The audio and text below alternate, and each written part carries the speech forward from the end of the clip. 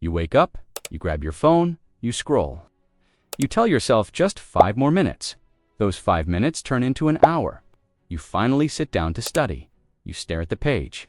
Nothing happens. Your brain feels like it's wrapped in fog. And you think to yourself, what's wrong with me? Why am I so lazy? Here's the truth. You're not lazy. You're stuck. And in the next 10 minutes, I'm going to show you exactly why you're stuck, how your brain tricked you into feeling this way, and, most importantly, how to break free starting today. Stay with me. This might change everything. Let's start by destroying the biggest lie you've ever been told. Lazy people don't care.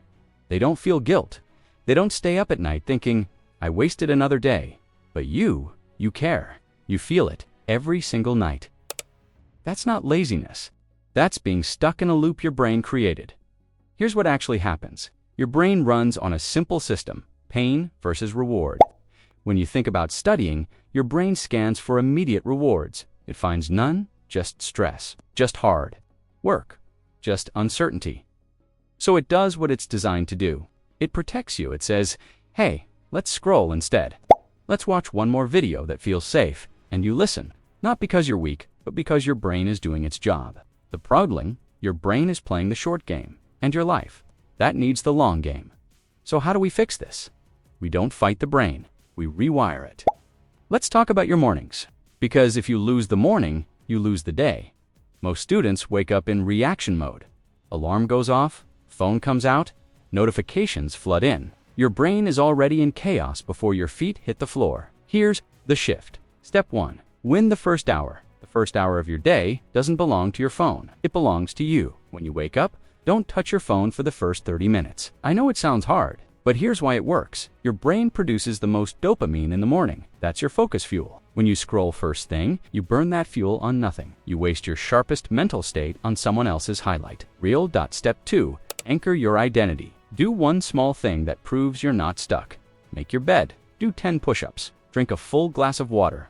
Why? Because action creates identity. You become the person who follows through, even in small ways. Step 3. Plan your 3, not 10 tasks, not 23. Write down 3 things you will finish today. Not try, not hope, will finish. Your brain loves clarity. When you know exactly what to do, resistance drops. One morning routine study from Stanford found that people who controlled their first hour were 64% more likely to complete their goals, 64%, just by owning the morning. Now let's hit the afternoon. The danger zone. You started strong. Then lunch happened. Now you're staring at your books like they're written in another language. This is where most students break, but not you. Not anymore. Here's the science. Your brain has what's called ultradian rhythms. Basically, you can only focus hard for 90 to 120 minutes before your brain needs a reset. Most students ignore this. They try to push through, and they wonder why they feel like zombies by 3 p.m. Here's the fix. Work in blocks. Study for 50 minutes. Fully focused. No phone, no distractions. Just you and the work. Then take a 10-minute break. But here's the key. Make it a real break. Don't scroll. Don't watch videos. Move your body. Walk. Stretch. Step outside. Let your brain breathe. Why? Because your brain doesn't rest when you scroll. It just switches tasks. Real rest is physical. Next, use the 2 rule. If something takes less than 2 minutes, do it now. Reply to that message. Organize that desk. Put away those clothes. Why does this matter? Because unfinished tiny tasks stack up in your subconscious. They create mental clutter, and clutter kills focus. When you clear the small stuff fast, your brain feels lighter, and light brains think better.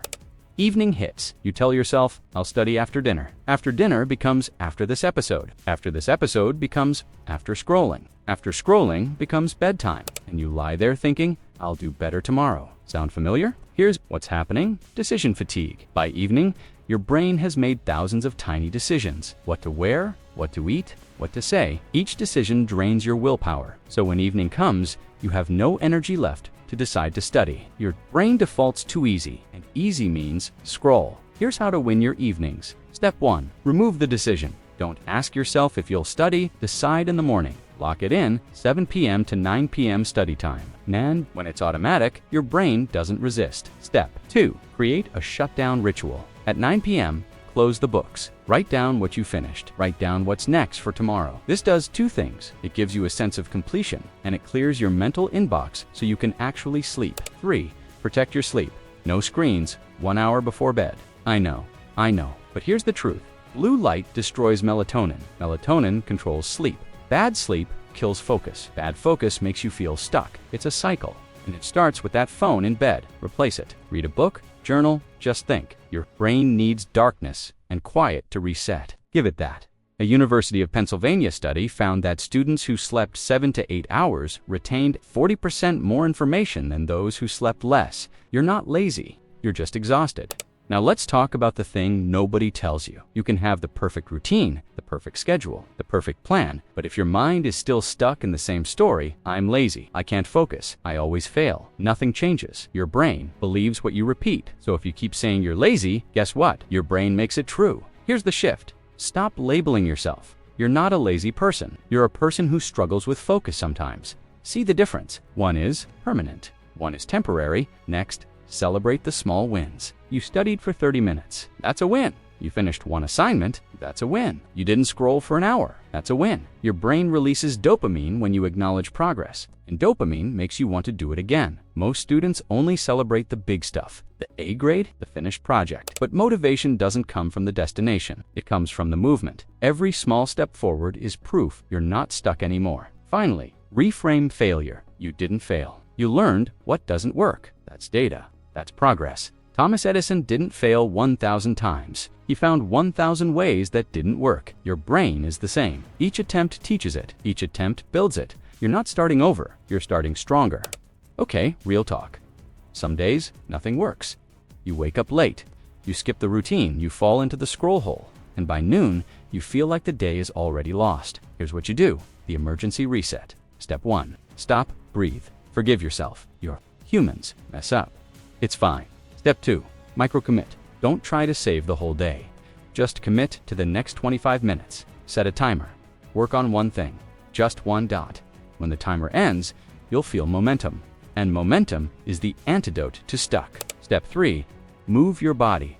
Go outside. Walk for 10 minutes. Fast. Movement changes brain chemistry. It floods you with endorphins. Endorphins push out the fog. I've had days where I felt completely stuck. Then I walked, just walked, came back, and suddenly I could think again. Your body and mind are connected. Let's move one, you move the other. So let's bring it home. You're not lazy. You never were. You were stuck in a system that didn't work for your brain, a system that fought against how you're wired. But now you know the truth. Control your mornings. Own your focus blocks. Protect your evenings. Shift your mindset. And on the hard days, reset and keep moving. This isn't about perfection. It's about progress. You don't need to change everything tomorrow. Just start with one thing. One morning, one block of focus. One win dot, because that one thing. It proves you're not stuck anymore. Moving, and that's all you need. If this helped you, hit that like button. Subscribe so you don't miss the next one. And share this with someone who needs to hear it. You've got this. Now go prove it.